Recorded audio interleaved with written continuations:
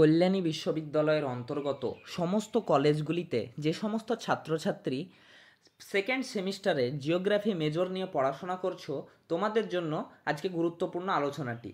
তোমাদের সিলেবাসে রয়েছে পপুলেশন এবং সেটেলমেন্ট জিওগ্রাফি।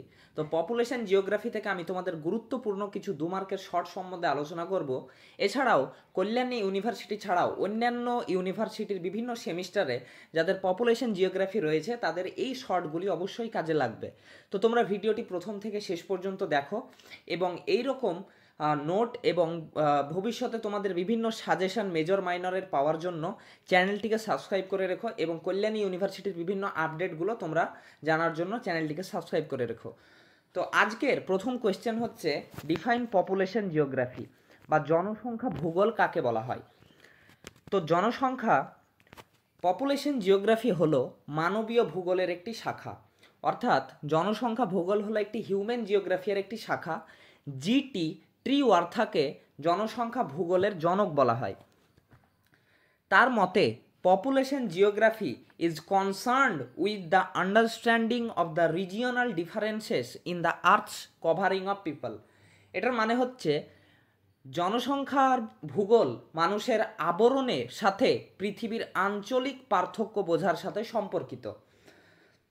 তো এটা হচ্ছে জিটি ট্রিওয়ার্থার মতে পপুলেশন জিওগ্রাফির সংজ্ঞা বা বিষয়বস্তু। এবং আমরা সাধারণভাবে বলতে পারি জনসংখ্যা ভূগোল হলো এমন একটি বিজ্ঞান যা মানুষের বসবাস অর্থাৎ হ্যাবিট্যাট, বিস্তার বা ডিস্ট্রিবিউশন, স্থানান্তর বা মাইগ্রেশন এবং জনসংখ্যার বৈশিষ্ট্যগুলির ভৌগোলিক দৃষ্টিকোণ থেকে অধ্যয়ন করে। তো এটা জনসংখ্যা ভূগোলের সংজ্ঞা। তো তোমাদের বলি, তোমাদের জনসংখ্যা ভূগোল এবং জনবসতি ভূগোল থেকে তোমাদের ছবির সংখ্যা বা ডায়াগ্রামের সংখ্যা অন্যান্য টপিকের তুলনায়, যেমন ফিজিক্যাল জিওগ্রাফি বা ক্লাইমেটোলজি বা বায়োজিওগ্রাফি বা সয়েল জিওগ্রাফির থেকে অনেকটা কম। তাই সেক্ষেত্রে তোমাদের চেষ্টা করতে হবে যে তোমাদের যতটা সম্ভব অ্যান্সারগুলোকে ভালো করে করা এবং ইউনিক করে করা। তো এই কোয়েশ্চেনের অ্যান্সারগুলোকে আমি যতটা সম্ভব সহজ করে দেওয়ার চেষ্টা করেছি এবং টু দ্য পয়েন্ট অ্যান্সার লেখার চেষ্টা করেছি যাতে তোমরা ভালো স্কোর করতে পারো।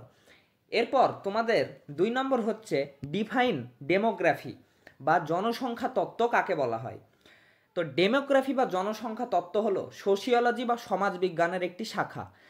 দেখো, পপুলেশন জিওগ্রাফি হচ্ছে হিউম্যান জিওগ্রাফির একটি শাখা এবং ডেমোগ্রাফি হচ্ছে সোশিওলজির একটা শাখা। তাহলে এই দুটো একটা পার্থক্য হয়ে গেল। তোমাদের জনসংখ্যা ভূগোল এবং জনসংখ্যা তত্ত্বের মধ্যে তোমাদের পার্থক্য দিয়ে দেয়, 2 মার্কের জন্য দিতে পারে, 5 মার্কের জন্য দিতে পারে। তাহলে এটা একটা পার্থক্য হয়ে গেল। জন গ্র্যান্টকে জনসংখ্যা তত্ত্বের জনক বলা হয়। তার মতে demography involves collecting and analysing static on birth, deaths and other significant events to understand there nature and impact. মানে জনসংখ্যা তত্ত্ব হলো জনসংখ্যার জন্ম, মৃত্যু ও অন্যান্য গুরুত্বপূর্ণ ঘটনার পরিসংখ্যান সংগ্রহ ও বিশ্লেষণের মাধ্যমে তাদের প্রকৃতি ও প্রভাব বোঝার প্রক্রিয়া। তো এটা হচ্ছে জন গ্র্যান্টের মতে ডেমোগ্রাফির সংজ্ঞা। এরপর আমরা সাধারণভাবে বলতে পারি সমাজবিজ্ঞানের শাখা রূপে জনসংখ্যা তত্ত্ব বা ডেমোগ্রাফি হলো জনসংখ্যার গঠন, বিতরণ, গতিবিধি ও পরিবর্তন সহ জন্ম, মৃত্যু, স্থানান্তর এবং জনসংখ্যার অন্যান্য বৈশিষ্ট্য বিশ্লেষণে কার্যকারী অধ্যয়ন। তো এটা গেল ডেমোগ্রাফি। এরপর হচ্ছে হোয়াট ইজ ফার্টিলিটি। ফার্টিলিটি মানে হচ্ছে উর্বরতা বা প্রজনন। জনসংখ্যা ভূগোল অধ্যয়নের ক্ষেত্রে একটি গুরুত্বপূর্ণ বিষয় হলো ফার্টিলিটি বা প্রজনন। সাধারণভাবে প্রজনন বলতে বোঝানো হয় কোনো নারীর সন্তান ধারণ করার বা জন্ম দেওয়ার ক্ষমতাকে, কিন্তু প্রকৃতপক্ষে একজন পুরুষ এবং নারীর সন্তান জন্মদানের ক্ষমতা বা উৎপাদনশীল কর্মক্ষমতাকে নির্দেশ করার ক্ষেত্রে প্রজনন বা ফার্টিলিটি শব্দটি ব্যবহৃত হয়। প্রজনন জনসংখ্যার বৃদ্ধি ও গঠনের উপর সরাসরি প্রভাব ফেলে।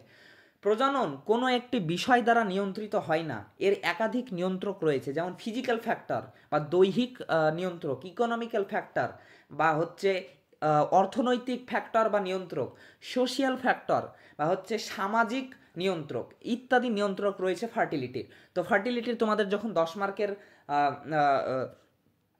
যেই এটা রয়েছে, এই ফ্যাক্টরগুলি রয়েছে যে কোয়েশ্চেনটা, সেটা যখন আলোচনা করব তখন এই বিষয়টা তোমরা আরও ভালো করে বুঝবে।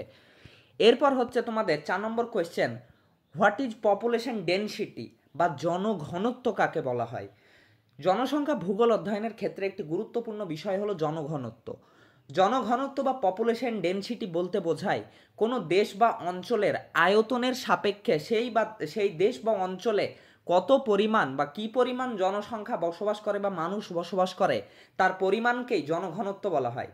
অর্থাৎ পপুলেশন ডেনসিটি বা জনঘনত্ব সমান সমান total population in a country, মানে হচ্ছে একটি দেশে টোটাল পপুলেশন বা জনসংখ্যা এবং তোমাদের by area of the country বা দেশের মোট আয়তন।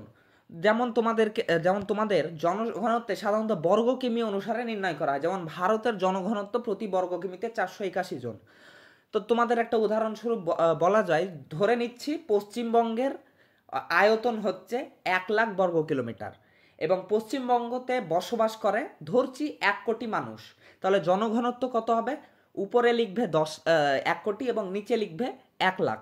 তাহলে জনঘনত্ব বের হবে প্রতি বর্গ কিমিতে 100 জন। প্রতি বর্গ কিমিতে 100 জন বসবাস করে। তাহলে এটাই হচ্ছে জনঘনত্ব। 5 নম্বর হচ্ছে পপুলেশন এক্সপ্লোশন বা জনবিস্ফোরণ কাকে বলা হয় বা জনসংখ্যার বিস্ফোরণ কাকে বলা হয়।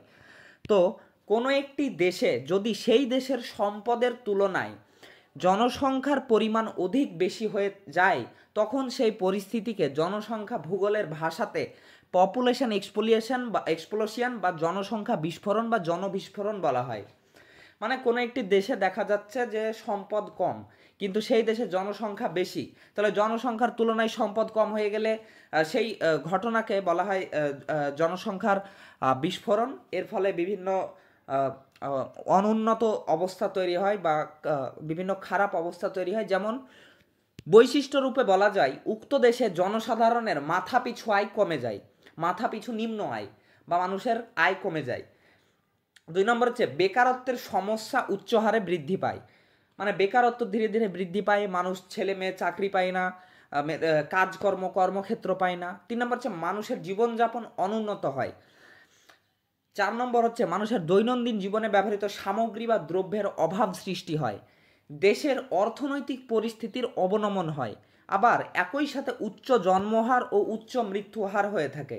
উদাহরণস্বরূপ বলা যায় আফ্রিকার কিছু দেশে এইরূপ পরিস্থিতির সৃষ্টি হয়েছে, যেমন নাইজেরিয়াতে সম্পদের তুলনায় জনসংখ্যা বেশি এবং এইখানে অনুন্নত মানুষের জীবনযাপন ব্যবস্থা, মানুষের মাথাপিছু আয় কমে যায়, দেশের অর্থনৈতিক পরিস্থিতি খারাপ, দেশে উচ্চ জন্মহার রয়েছে এবং উচ্চ মৃত্যুহার রয়েছে, মানে মানুষ জন্মও বেশি হচ্ছে, মানুষ মরছেও বেশি।